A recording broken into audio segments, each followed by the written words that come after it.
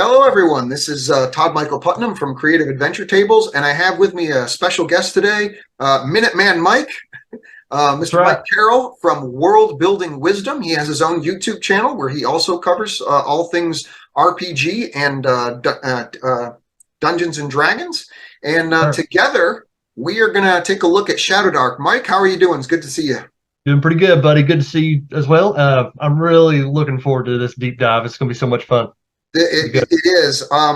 So what we're talking about is the fact that Shadowdark is on Kickstarter and launched about 20 some odd days ago, 22 days ago or something like that. And it was a $10,000 Kickstarter. It is blown up. Currently, it is like at $995 or $996,000. He's getting close. And every time I do the math for the number of backers, it's sitting at about $106 for the average backer, which tells me there's an awful lot of enthusiasm behind this game. It's not people just dipping their toes in, because there's a lot of levels that are lower than that. So people are not just dipping their toes in; they're really excited about this. And I don't know if you saw, but Forbes magazine did an article on Shadowdark as well, talking about how it's just blowing up, and interviewed Kelsey Dion, who is the owner of the Arcane Library and who is the writer of the Shadowdark RPG. And so it's getting just all kinds of positive reviews all over the place. But I reached out to Kelsey Dion and asked her if there's any chance that I could have an advanced copy of the PDF of the full core book. I've actually already paid for the full core book because I'm also a legendary backer. So I'm not doing it. I didn't get paid for this because it's the same material that I actually already bought and paid for. But I did get it a little bit early so I could do this review. So I greatly appreciate Kelsey for sending that to us sooner so we could take a look at this and we could do a deep dive. A lot of other people have done it. I saw Professor Dungeon Master, Questing Beast, and a whole lot of other different channels have done their reviews on it, which is great.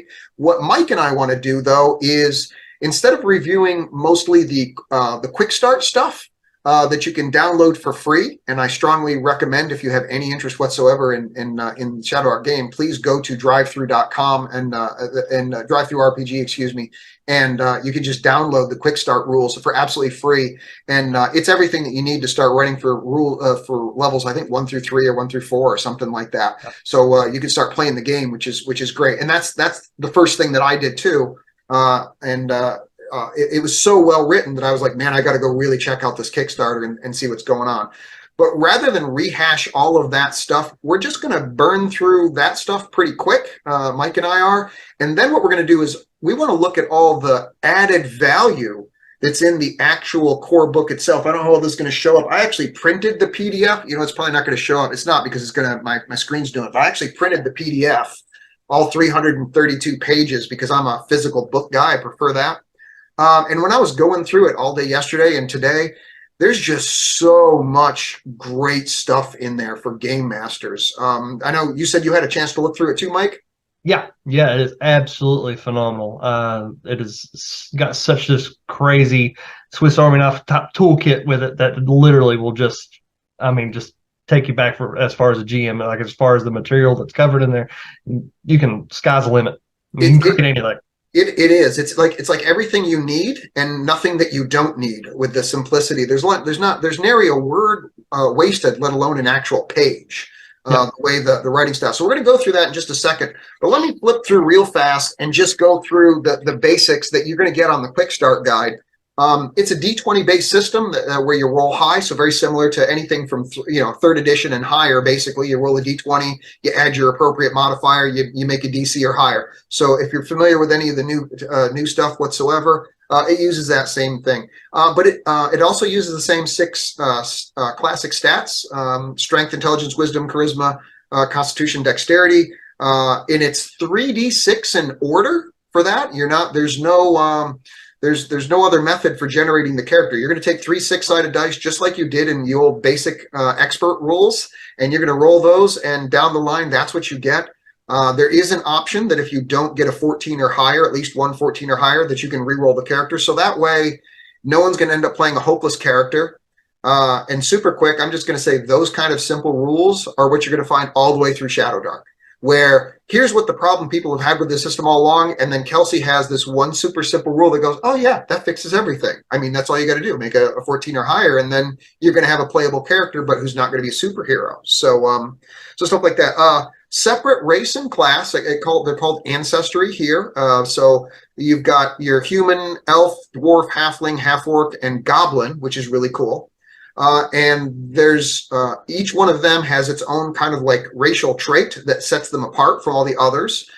So that's fantastic. The thing that really got me about this, no dark vision. Yeah, no. No dark vision.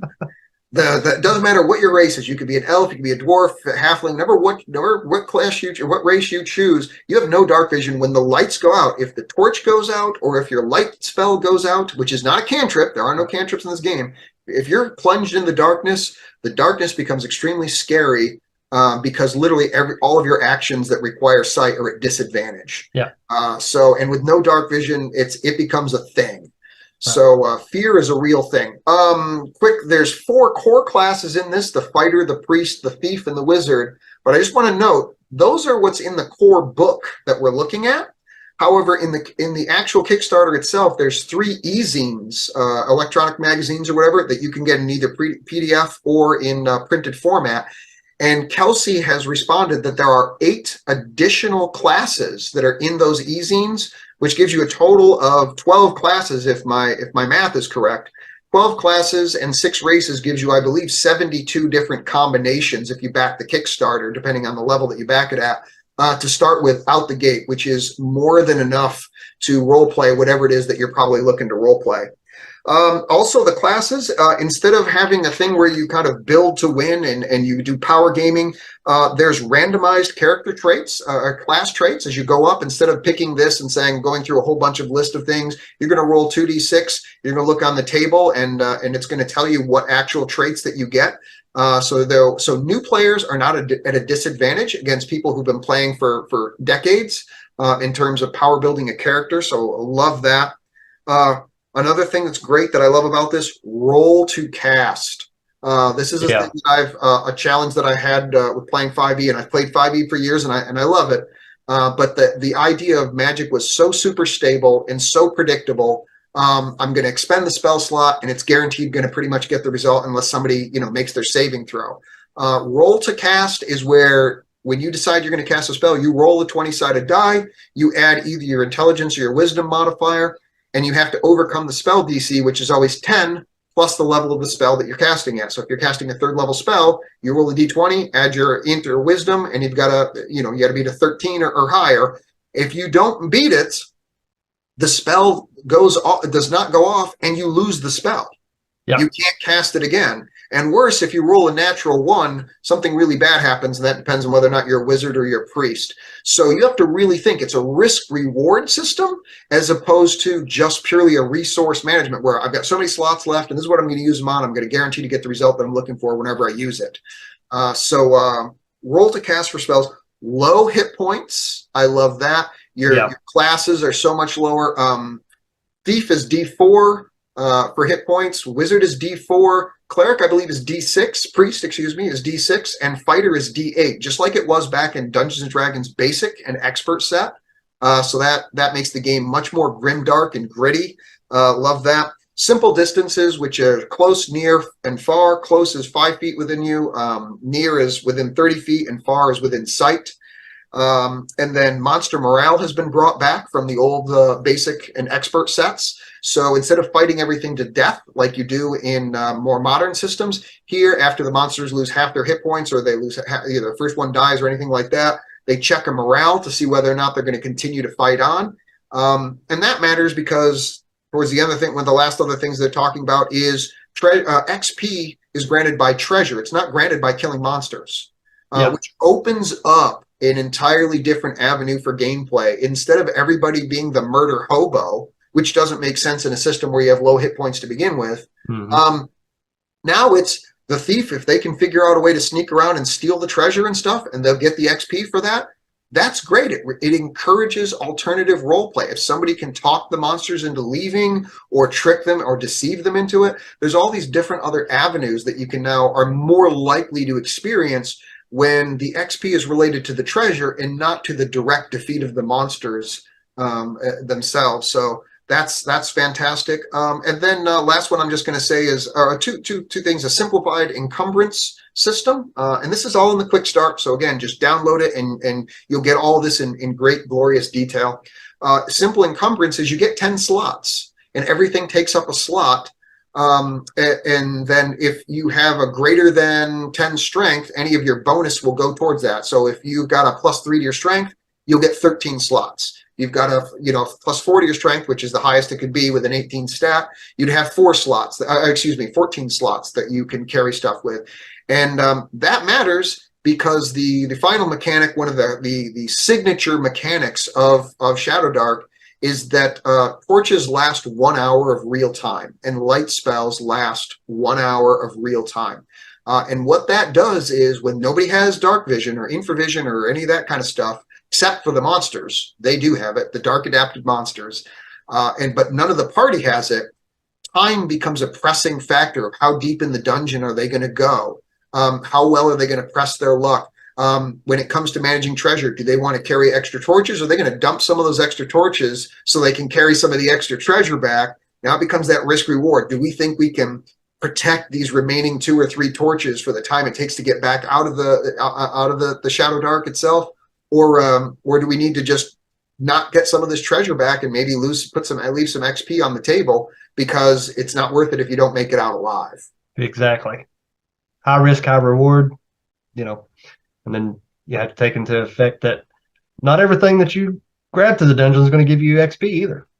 That's exactly it. That's exactly it. And the XP system is very simplified. You're either giving 1 XP, 3 XP, or 10 XP, and that's all explained in the thing. So if you're a beginning game master, and you're going through this system, it is so super simple. You don't have to worry about, like in other systems, this person needs 3,300 XP and this person needs 2,200 and we need 1,500 and these people get 10% bonus. And no, it's super simple. It's 10 times your level for XP. So to get from 1st to 2nd level, you need 10 XP.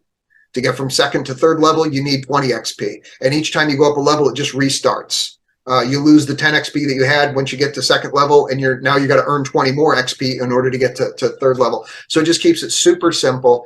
Everything about Shadowdark goes in that vein. So we're going to switch my camera view here, share screen, so real quick, and we're going to take a look at the Shadowdark itself. This is the cover. God, everybody loves the artwork in this game. I haven't seen anybody yet who has looked at the artwork that it's done for Shadowdark.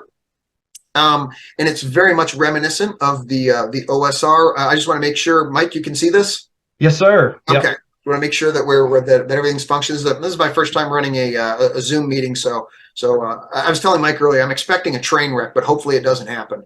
So this is the cover page, and I just wanted to show this real quick. This is what the art is like all through the entire book. All 332 pages is various sizes and versions of this style of artwork. So it's a very consistent theme. Shadowdark does not have with it an actual setting. It is not like you're getting Greyhawk, for example, or some other, Eberron or something like that. It's not a setting, but it does have a very consistent visual style for the game masters to build their own adventures off of, or for the modules that they're probably going to be getting and running people through.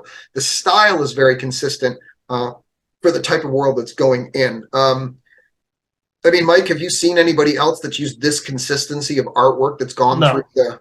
No, this is absolutely beautifully well done. I mean, kudos to Kelsey for all this, and the wonderful art that goes all the way through this. To hats off to all the artists that made this thing happen. It is, and just as a quick side note, I read somewhere where she said that, or maybe I heard it on one of her interviews, where she's talking that literally some of the artists are like death metal artists, which I just thought was amazing. They have basic expert type quality, OSR. Yeah. As well, but they were death metal artists, and I was like, how perfect that is! Just crushingly beautiful. Very fitting to the theme. Very fitting to the theme. We're going to slide through a lot of these first bunch of things because this is all stuff that's in the quick start guide. Super fast for DCs, for difficulty challenges, easy 9, normal 12, hard 15, extreme 18. And if you're a beginning game master, it literally gives you in-game examples of what would be easy, normal, hard. everything you're just going to see, and I'm only going to do this on this one page until we get to the deep dive stuff. Everything you'll see is just this really short sentence or two to describe everything for each thing. There's not these pages and pages or paragraphs and paragraphs to learn how something works in Shadowdark. You're going to read a sentence to, I think at most 3, and you're going to be like, okay, I've got it. That's how this mechanic works. That's how this thing works. And you're going to see that consistently throughout everything. So we're going to scroll through really fast. One last other thing I just wanted to mention up front. Writing, Design, and Layout by Kelsey Dion. This is not a group project. Obviously, the artwork is a group project, and kudos to every one of those artists that did all this amazing stuff. But the only reason I wanted to bring this up with, because I just wanted to say, we're so used to large corporations, I'm not knocking them, but large corporations, they'll put out a test thing, right? And they'll, pardon me real quick, I'm getting, suspected spam, just what we need. Okay, so they'll put out a playtest guide. I'm not knocking them, but they'll put out a play, and everything is by group feedback. Okay, and that's going to get you a certain game system. That's what got 5e, which was obviously incredibly popular. So I'm not knocking that, but all I'm pointing out here is that one person who's passionate about something and who has their own design focus for what they're trying to accomplish, their own vision, they can create through playtesting themselves and just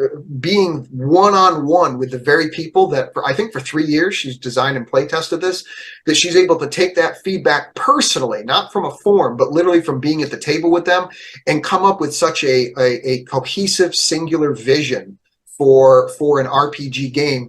I'm not saying it's necessarily better than the other way of doing it, but I'm saying it is interesting that her way of accomplishing this is literally exactly the opposite of the way the corporations did it, and yet it's getting such a tremendous response. So if you're an artist in any way, shape, or form, I just wanted to point that out to you for inspiration to go, if you've got some kind of art passion in you, there's a way that you can do stuff and you can have a resounding success, and you don't have to be surrounded with, hundreds of people to make it happen. So I just want to point that out. Yep. Contents, we can flip through that, but here you go down at the bottom, 332 pages. So we got that going on there. We're clearly not going to be able to do all of that. A lot of this I'm going to skip through super fast here. So other than to just show you artwork and stuff, again, all of this through here, and here it's just some of the different races. There's your halfling, there's your dwarf, there's your human, there's your half orc. In the Shadowdark itself as they're trying to work their way through. And I'm going to stop real quick, I think, at the fighter class. Ancestry, I'm sorry, we're going to stop there real quick. So dwarf, if you decide to choose a dwarf, your trait that you get is that you're stout. You start with 2 extra hit points, which is big in this game. Okay. Yeah. 2 extra hit points is big in this game. And then from then on, every time you level, you roll your hit point gains at advantage. So if you're a fighter, you roll 2d8, you pick the higher. If you're a wizard, you roll 2d4 and you pick the higher. It's a super simple mechanic, but it sets dwarves apart from everybody else. Same thing with elf, farsight. You either get +1 bonus to attack with ranged weapons or +1 bonus to spellcasting checks. So that depends. Are you a fighter, or are you a priest, or are you a rogue, or whatever it is? And you pick which one of those 2 that you want to be. Each one of them has something, but what you'll notice none of them have is a stat bonus. Nope. Dwarves don't have a con bonus as far as an actual stat constitution bonus. They have a bonus to their hit points when they roll, but they don't actually have a con bonus.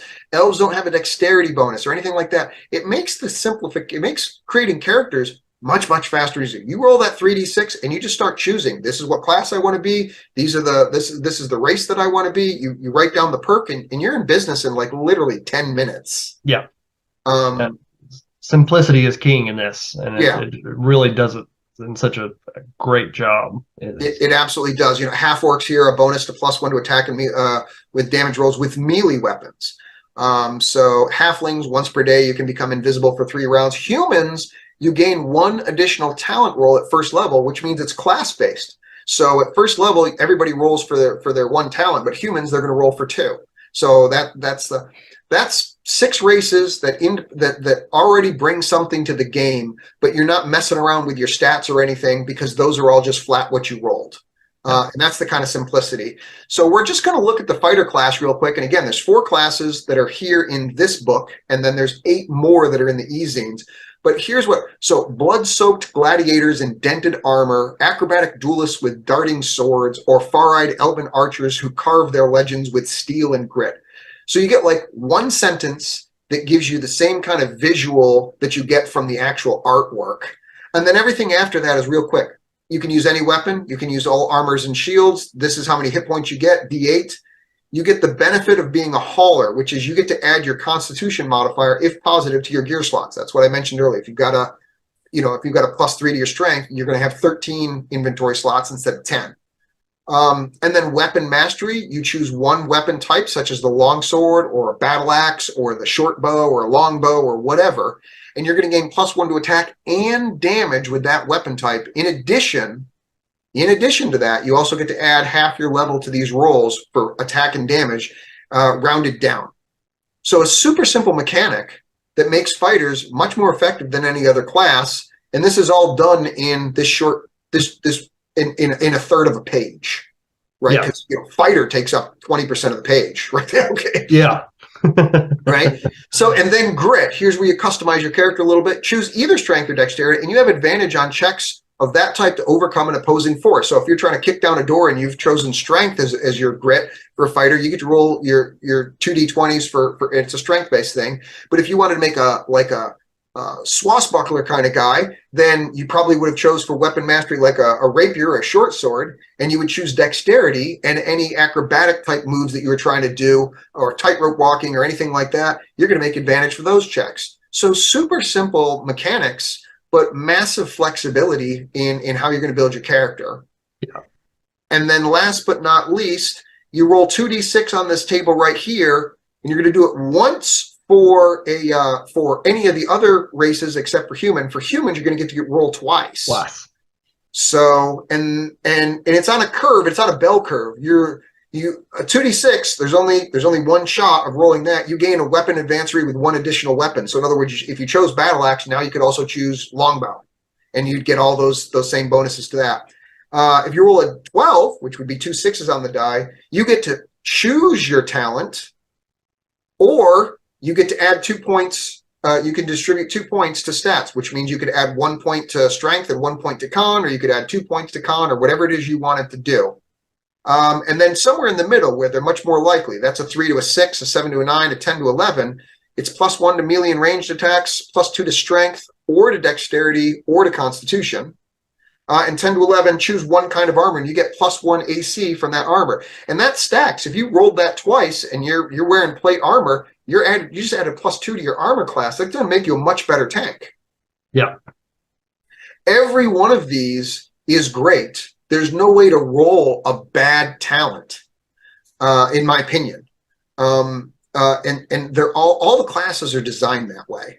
So, and then of course, again, you have the kind of stuff here. Nothing sings sweeter than a whistling axe, Jorben, the dwarven fighter, which is, again, it's that verbal written stuff that acts like this kind of artwork. Yeah. Yeah. And you get one of these talent levels every other level. Every other level. So every odd level. So first, third, fifth, seventh, and ninth. And the game only goes up to 10th level. That's one of the many positive things that you'll see about this. It doesn't waste levels that people don't end up going to anyway. The overwhelming majority of people that are playing other more modern gaming systems, the system goes up to 20th level. But if you notice, the very campaigns that they publish never go up to that level. Never. So there's an inherent, there's an inherent disclosure in the fact that none of the campaigns go to the max level of what the characters can go to. I'm not sure what it is, but there's something in there that's saying. So, and we won't go through it line by line, but same thing for the priests, except for these are things to make a priest be a great spellcaster / melee class. They could do so you could build this like a paladin, you could build it like a cleric, you could build it like a druid. There's lots of different ways that you can craft this class, depending on what you roll and the spells that you choose. And again, spells are rolled to cast. So you'll start with 2 spells. You get to choose those spells, and you can cast them as many times as you want until you fail your cast roll. Yep. So it's risk reward. So if your buddy is down 2 hit points, you have to decide, is that worth trying to cast the Cure Wounds spell if you have it? Because if you fail, then you don't have any more Cure Wounds. So how dire do you wait for your friends to get before you risk casting the spell? Yep. Are the kind of questions that those characters are going to have to answer. And I'd also like to point out too, once a character gets brought back, they're unconscious. They don't spring back up with 1 HP and can act, just as well as they could with the max HP. Right. And I really like that. It's all well thought out. So thieves and stuff you get there, and then you've got the wizard class for how they cast their spells. Again, we're going to zip through this. Alignment is just like it was in basic expert, chaotic, lawful, and neutral. There's some deities that she's had that she included here, which I think are great, but obviously you could use your own deities. There's some class titles. This whole thing just oozes style. The languages that you can do, the talking about gear and how much spell slots, excuse me, not spell slots, how many slots that they take up, quantity per gear slot. So 20 arrows take up one gear slot. Because all that stuff makes a difference. Your armor class for the types of weapons that you use, the damage for that. We're zipping through this because if you've played before, if you're an experienced role player, this is all going to be secondhand, easy stuff for you. This is where we're talking about you get 1 talent at every odd level, and that those are the XP. So you need 10 XP to get to 2nd level. You need 20 more XP in order to get to 3rd level, etc. And I want to scroll down through here, and I'm actually going to make a pretty far jump. I'm going to go all the way to 92, which we're only at the 40 somethings right now. So there's talk about how to cast spells, mishaps. These are great. So if you roll that nat 1 as a wizard, there's all kinds of crazy things that could happen. If you roll a 7 and it's a tier 3 to 4, you open a 30-foot deep sinkhole in the ground with you at the center, and all near creatures must pass a DC 15 dexterity check or fall in. And I absolutely love those mechanics for that. It's wonderful. Yeah. It's wonderful. It's absolutely taken from Dungeon Crawl Classics. Without a doubt, it's taken from Dungeon Crawl Classics, but it's been pared down so that instead of having this huge list for every single different spell, it's if you roll a nat 1 regardless of the spell, here's the table that you roll on based on the tier of the spell. So it's much more simplified, but it still has all that crazy mechanics that could happen that can really disrupt the game. This is my new favorite, way to cast spells. Just that fact that something can fail and fail beautifully, right, and fail hard. A quick stop here on for spell descriptions and stuff. Acid arrow. It's range far, which means sight, if you can see them. So you conjure a corrosive bolt that hits 1 foe, dealing 1d6 damage a round. The bolt remains in the target for as long as you focus on it. So each round you make a focus check, and if you make that focus check, the target suffers another 1d6 damage. Boom, that's it. That short little thing is the spell. That's everything you need to know in order to cast it. That makes everything so much easier. The spell list becomes smaller, not because there's less to cast, but literally because you don't have these 2-page long spell descriptions that you have to go through. Right. So we're going to zip through into the 90s here somewhere, I think. 83, 84, using stats, which is all familiar. All this stuff is in the Quick Start guide, guys. So we're gonna turn through that. Light sources, what we talked about earlier, where you've got 1 hour. And while in total darkness, a creature who is not darkness adapted has disadvantage on tasks it undertakes that require sight. So also the environment becomes deadly. That's not just a superfluous word. That's a description for how often the game master rolls to determine if wandering monsters appear. And deadly means every single time all the characters are taking 1 action, the game master will roll a d6, and on a roll of a 1, monsters show up. Yeah. Every single time, instead of every 2 times or every 3 times or every 6 times or whatever's like that. Deadly means once the darkness engulfs the players, all the monsters are aware, and they're like, whoa, these guys are if we're going to take them out, now's the time to take it out. And so they are more likely to beeline for the characters. So that's that. There's stuff for resting and combat. What I really want to get to, where's my 92, I think. We're getting real close. Here we go.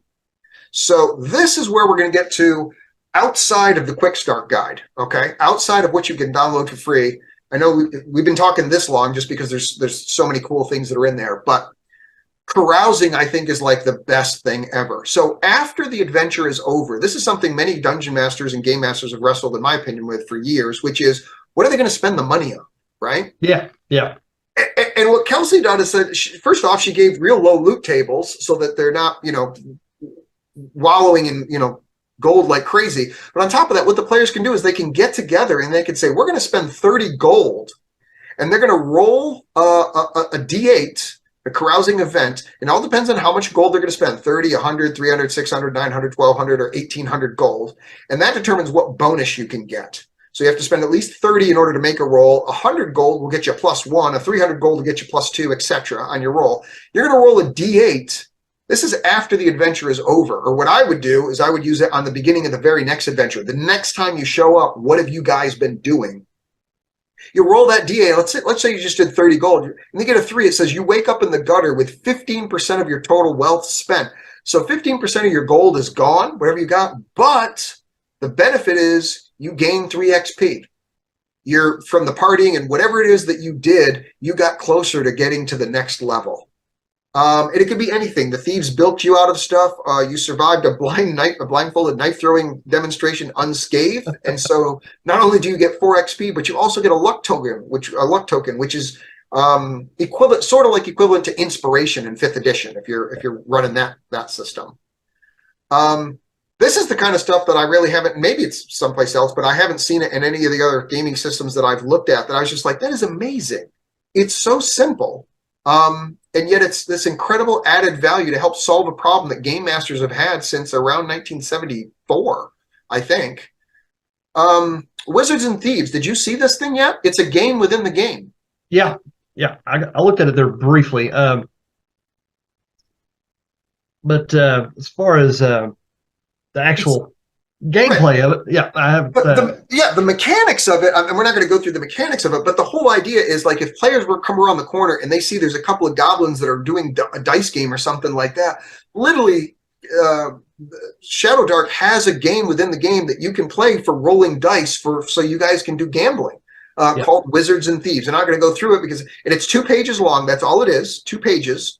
All the rules for it is here, but you can get into gambling kind of like if anybody has played The Witcher 3 on video games like that, which is a super popular game. There's a game that they have in there that you can play, and I can't remember what it's called off the top of my head right now. Gwent. Gwent? Gwent. That's right.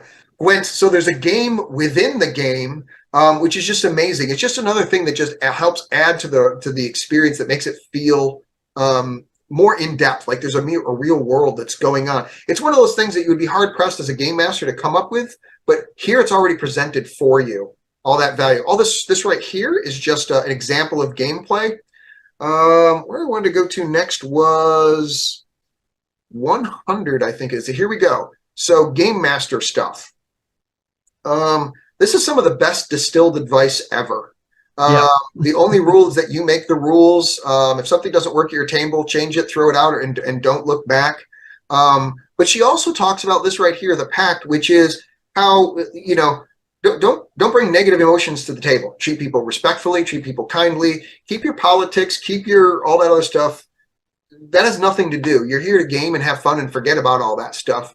Here you just need to treat each other with goodwill and respect and fellowship and enjoy. And that is imagine how many campaigns would have continued if people had just followed that simple golden rule. So here she goes in about time and distance and danger, action economy. A lot of that stuff we had talked about before, the time being, keep track of time because of the torches, the danger, depending on what dice are being rolled. This here is where she's talking about how to be a great dungeon master, be unpredictable. I was talking to somebody before, they were like, well, what do you think about the game? I was like, well, I think a great thing to do is to attack the light, but don't only attack the light. Don't make every creature is trying to get the torches and talk about. If they're intelligent creatures, sure, they're going to probably try and go for the light source and put the pairs, but not if they're like spiders, and things like that. But telegraph danger. When you remove predictability, you want to add a replacement ingredient, telegraphing the danger. So foreshadowing and stuff she's talking about. And as somebody, Kelsey's written, I don't know how many best-selling modules for 5th edition that she's on, that she sells on her own website, I think, and maybe on Drive-Thru RPG, I can't remember. This is somebody who knows how to write adventures. So her advice is well worth listening to because she's somebody who's literally written top-tier, top-selling adventure modules. Where I wanted to hit was, oh yeah, modes of play in 111. This is great. Yes, it is. Attack the Light, though, we just went through that. 111, here we are. Yeah, So here we go. why don't you zip through those real quick, since I've been monopolizing, my apologies. So they've got a few different modes of play here. One of the ones that I was really, really a fan of, I do like the pulp mode. Right. No, there are no maximum luck tokens a player can have. Players start every session with 1d4 luck tokens. You can use a luck token to turn a hit into a critical hit. You can use a luck token to take an extra action. You can use luck token to force the GM to re-roll a roll. Yeah. I think this, if you're going to be playing something that is not so serious and you're just there, Absolutely. like to break someone into the game. Absolutely. Kind of be like, okay, well, this is a very visceral game, but we're going to kind of ease into it for this first session to see how I like it, and then you can go from that. But absolutely, I like deadly mode as well. Yeah, it's one page that just gives you, if you want to change up your game, the experience of it. Blitz mode, your light timers only last 30 minutes instead of an hour. That has some huge impact on the gameplay. Fatality, there is no death timers. It's literally characters die at 0 hit points. These are things that just bam, and it's something that you can talk with your party up ahead of time, with your players, and say, did you want to try this? We did a regular game session. Did you want to try any of these? And if everybody agrees to it, bam, there you go, and you've changed up your game that fast and easy. Yep. Which I think is great. 117, I'm going to zip down to here real quick. There's traps, there's hazards, the gauntlet, that's if you started a 0 level character. If you play Dungeon Crawl Classics, you know all about what funnels are. That's basically what that is. 117 is rewarding XP.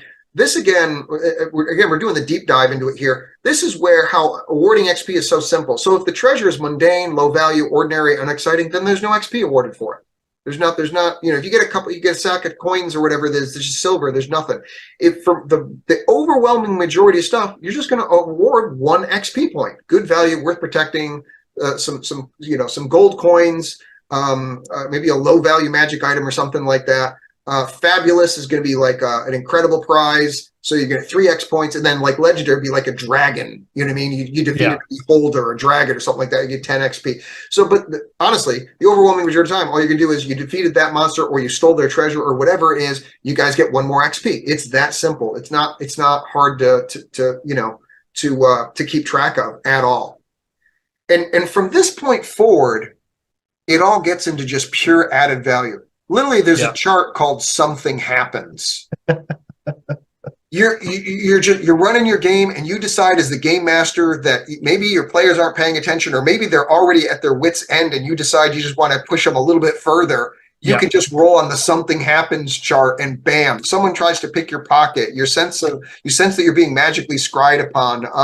There's 100 of them, or there's 50 of them or so. You realize you are not alone, and there's something behind you. A wild-eyed man approaches you with a holy book held high.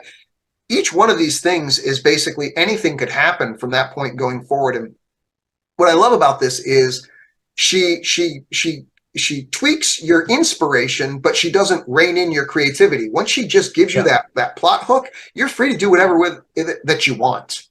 She trusts the creativity of the game masters running this game. She gives them a plot hook basically to run off of. And but it's up to the GM to, for whatever their imagination, to start fleshing out the details of that and make it a memorable experience. Which means if you you happen to roll the same number twice, you can still go in a totally different direction. Right.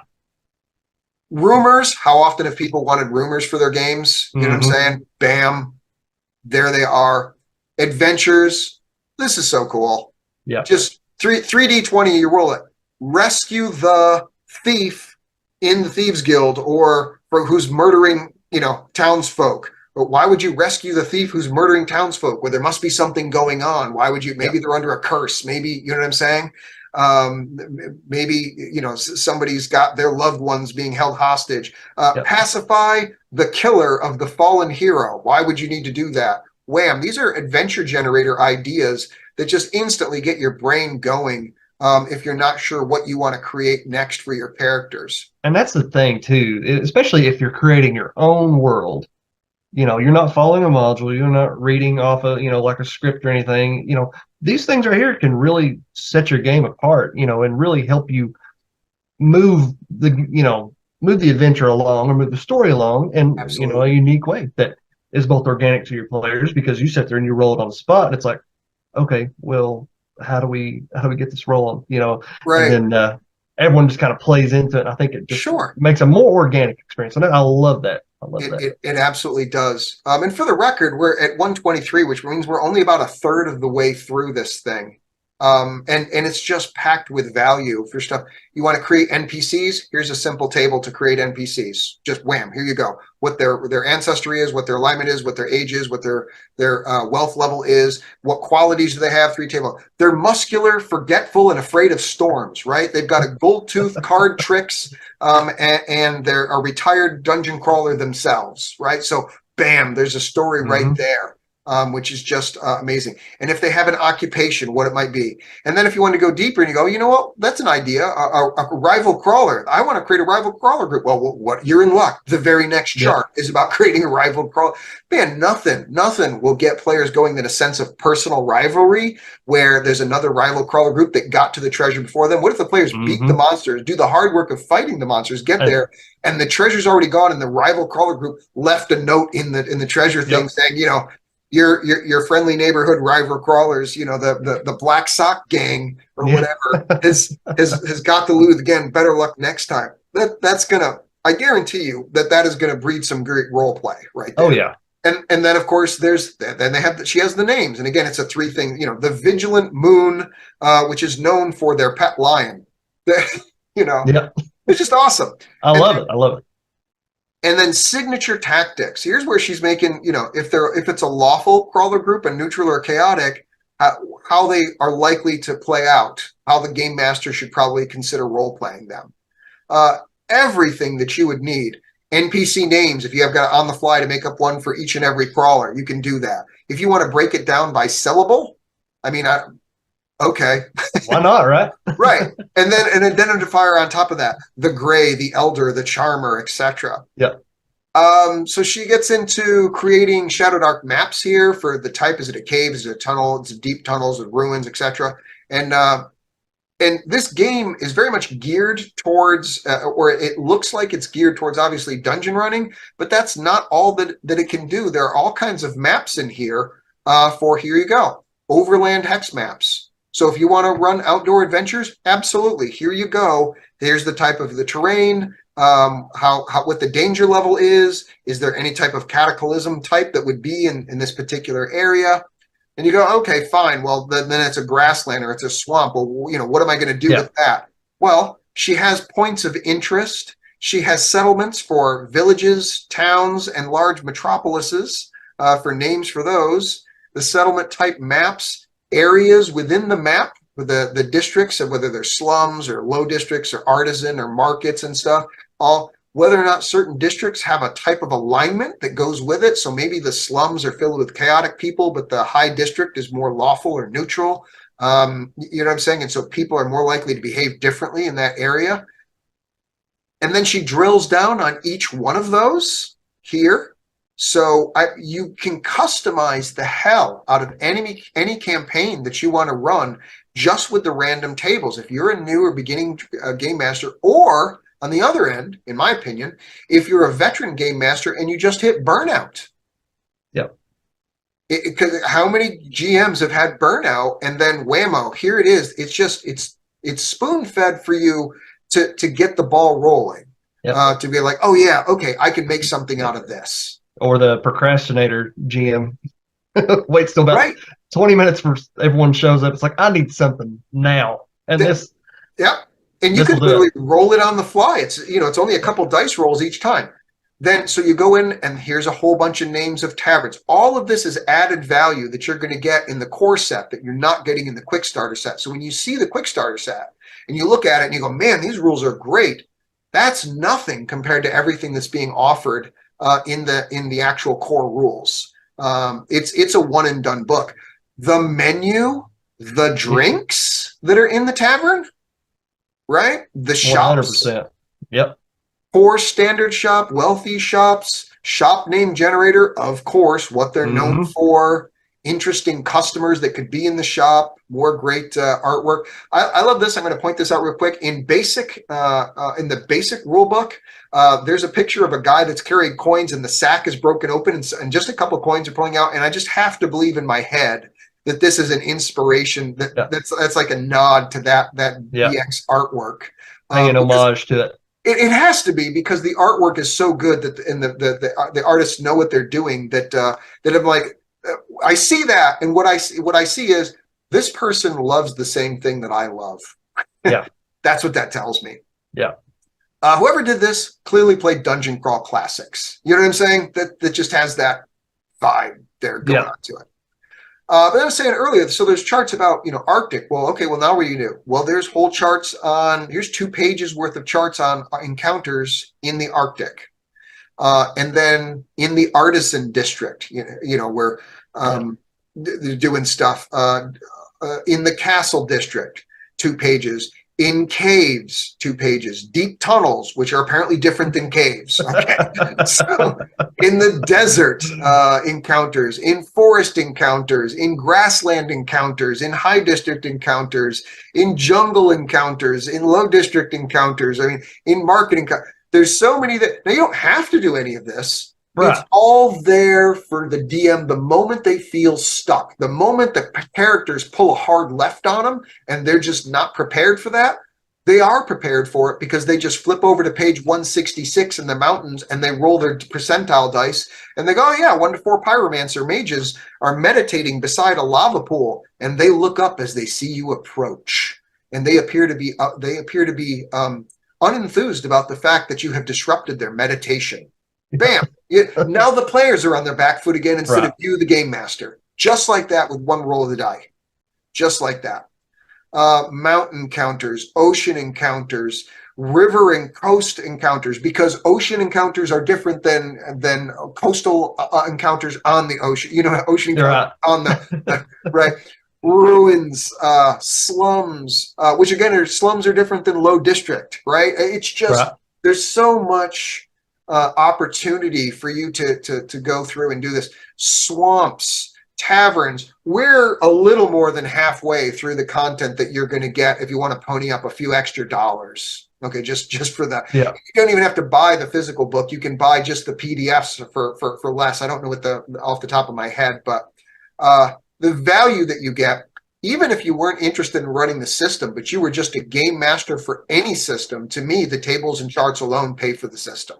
Oh yeah, I mean this one book here would serve you for the rest of your RPG, career as a GM. Like you have all these endless possibilities of stuff that you could incorporate into your games, and you would never, I don't feel you would ever run out of ideas to be throwing at your players. Tombs, universities. Now here we get to monsters. Now here, a funny story for you. So my thought was, well, and before Kelsey had sent me this advanced copy, I was just like, oh man, so what am I going to do for monsters? And I was like, oh, well, I mean, I've got a few of my old BX books, so I can use those because I ran a one-shot, like I said. And but I was like, you know what? I'm going to back, I think it's Goodman Games, I think, that's got a Kickstarter going that just finished for 500 monsters. And you can either go the 5th edition monsters or you can go Dungeon Crawl Classics. And Dungeon Crawl Classic stat blocks and basic expert stat blocks and basic fantasy, all that is pretty close. It does not take any hard work in order to switch one from the other. So I thought to myself, you know what? I'll back the Kickstarter for the 500 Dungeon Crawl Classic monsters, and when that finally that's going to be all that I'll need. Well, of course, the first thing she gives you is a monster generator, so you can generate as many damn monsters as you want. Yeah. Oh yeah. When I saw that, I was like, of course she did. But I feel silly for thinking I needed to spend money someplace else in order to have enough monsters when she's got right here on page 190 of 332 how to create monsters all of your own and how to make it weird. And of course, creating monsters isn't enough. You need to know how to be able to mutate them, right? Because that immediately comes to mind, right? Right. And she's covered all bases, and she's just constantly hitting home runs with this. You're right. It's just knocking them out of the park to the point where there are no base hits. Everything is just home run, home run, home run. And again, all the stats are so simple. If you look at the stats of the monsters, and then we're gonna switch over here. So we're gonna go to the actual monsters. Here's an acolyte. So you've got your armor class, your hit points, your attack, which is in this case 1 mace, you get +1 to the die roll, and the damage they do is 1 to 6. Or they could cast a spell, which they have +2 to the die roll. Their movement is near, which you know is 30 feet or less. And then there's their strength, dexterity, constitution, charisma, right there. Their alignment, and then their level, which would be the same as hit dice if you were playing that LV. That's exactly interchangeable with hit dice if you're playing D&D Basic. And then whatever special thing they have. Well, if they have a spell, you don't have to go look it up. It's right there. The spell that they have will be Healing Touch. The DC is going to be 11. You already know you add 2 to their dice roll, so you're going to roll a D20, add 2 to it, and if you roll 11 or higher, that our acolyte can heal a creature for 1d4 hit points. Bam. Right. Everything you know to know in this compact little, and then of course there's an aboleth next to it with amazing artwork. And she's some stuff.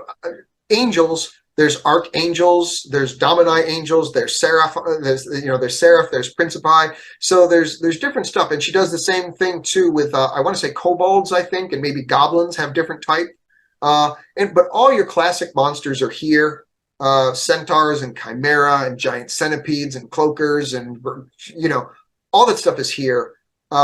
I'm gonna scream through all of this because I think I counted, and there's like 240 some odd monsters. I was gonna say there's quite a few.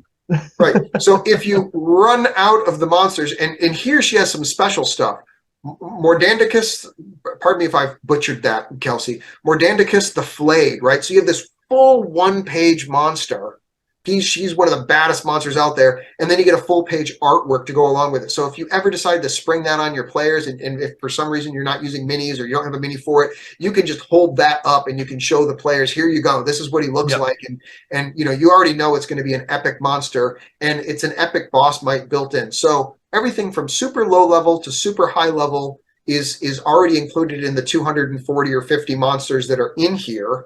But then that's on top of the added value of being able to create any other monster that you want to and then mutate it because there's other stuff that you didn't immediately think of. Endless customization. Endless customization all in one book. Yep. And then treasure overview is the last thing the second to last thing I want to go to. Treasure overview is just dealing with it. She has stuff in there for the treasure. What if allow PCs to gain carousing allows PCs to gain XP fast, but they'll soon need to go adventuring again because you have to spend treasure in order to go carousing.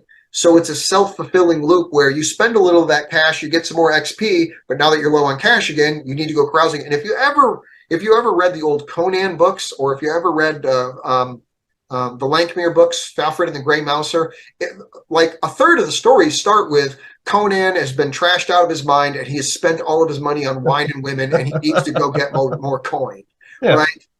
It's just a classic thing. So it really has a nod to that. Unguarded treasure for if you want to, dealing with how, the characters split up the loot, dealing with magic items. And then, of course, as if one would have to ask, tables. For 0 through 3rd level, because you remember people could start at 0 level, or they could start at 1st level, depending on how the game master wants to run it. Because again, for such an incredibly simple system, there is just an endless amount of flexibility built into how you want to run this thing. So this is obviously like much lower quality. And you look at the numbers here, you're looking at 1 copper piece, 10 gold piece. So 1 copper piece, you might find a bent tin fork worth 1 copper. That's not going to be worth any actual XP. But however, maybe a pair of elf-forged short swords worth 14 gold pieces, the game master might say, "Oh, that's a value treasure. There's an XP for you, right. First level." And all you got to do is roll it. Of course, it's 2 pages as always of stuff, and then it's 2 pages for each for 4 to 6th level characters, 7th to 9th level characters, and then for 10th level plus characters, there's another 2 pages that's going on. And then she, of course, deep dives into that, where she goes, oh, let's look at mundane items. So, you roll and it's a gemstone. Well, here's the gemstone that you got. You got a sapphire, but it's chipped or it's burned somehow, or it's misshapen, or it's the forgery, right? Each of these things, so you can nuance it. So everything isn't, you find a pouch with 10 gold pieces in it. You find a pouch with 1 gem and 4 gold pieces in it. You can customize it and make it thing where they feel more miserly about it, where they feel like they've actually got something, because you're just rolling on the table and there it is. But you don't have to have it as a game master in the top of your head. The system does that for you. System, yeah. Boons and secrets is another cool thing that they have for things that you can get a boon. This could be from carousing, or it could maybe a magic item that you find, like a unicorn will heal a grave wound or affliction, or a dryad will protect you while you were in her grove, or there's a city watch will pardon a crime that you've committed. All kinds of crazy stuff that you have in there. Those are boons that you could get that may not have an instant impact on gameplay, but it could be the card that you could pull out when you need it as a player. And that gives the players something more to look forward to. Secrets, because secrets are great and stuff. Different types of blessings that you can have in the game. Magic item attributes, and whether is it armor, is it potions and scrolls, is it a utility item, is it a wand, is it a weapon, does it got virtues to it, does it have flaws to it, does it have both to it? Yep. And then of course a magic item generator. So again, the Ashen Staff of Blood, Shun's Shield of Power, Ord's Cape of Elemental Fury, for people who can speak, right? The Primordial Skull of Brack, right? Whoever that, and then Brack, who the hell is Brack, right? So that could become a whole thing that you want. She deals with consumable. So there's all these generic tables that you can roll on, but your campaign isn't going to feel generic if you actually roll on them, because it's going to have everything with specificity. Yeah. Brilliant. Absolutely. Absolutely brilliant.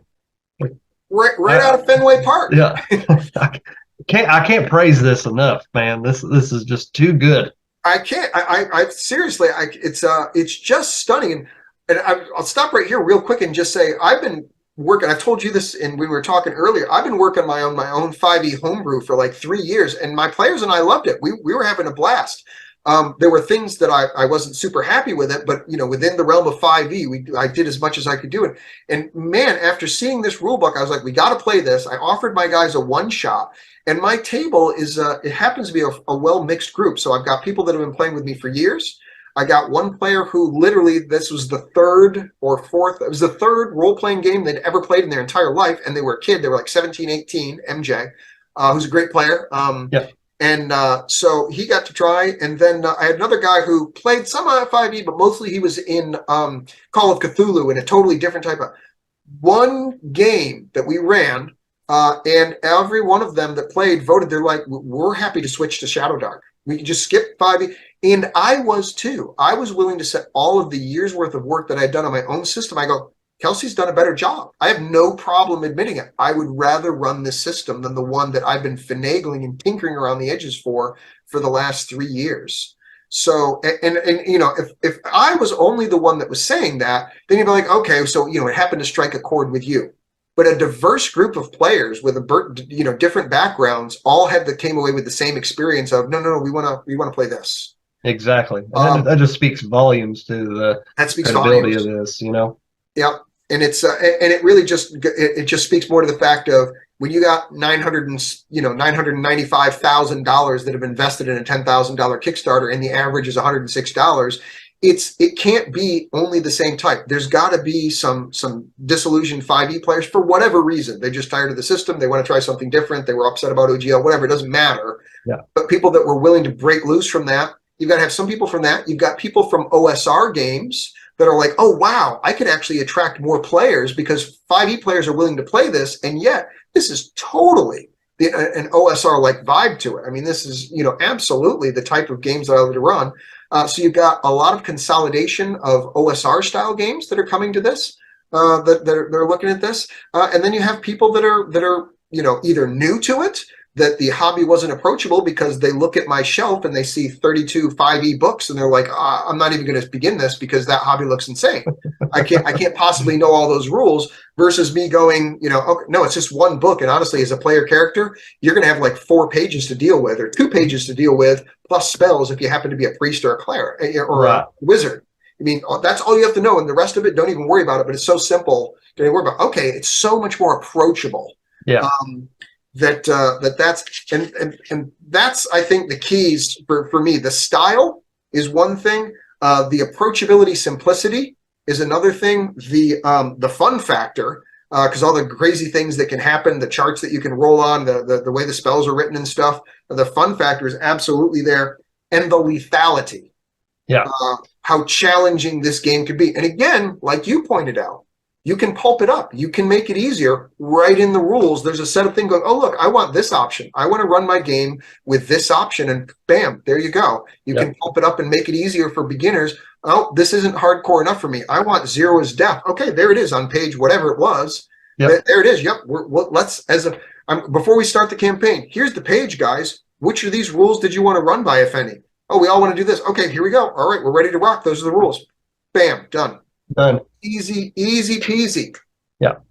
And I can't tell you how many times, I've been sitting at a table and we're all doing like a session 0 kind of prepping what, people were wanting to play and stuff. And it's like, well, what about this class or this, this race or this background, or what features should I use? And it's, right.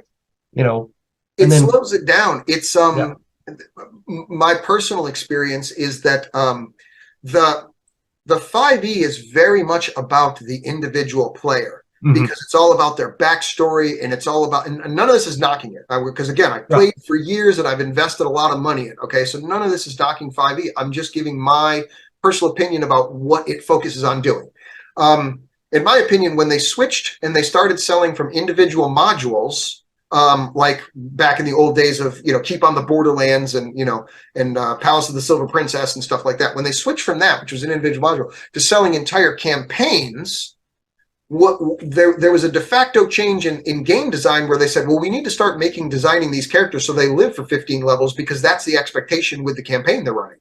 Yeah. As opposed to Keep on the Borderlands, well, you go delve in this one dungeon, part of the dungeon, for a little while, and then when you come back, if you come back alive, you go and you do another one. And if you don't come back, then you roll up a new character and you're going to go and delve in, Cave J or Cave L or whatever it is in the thing.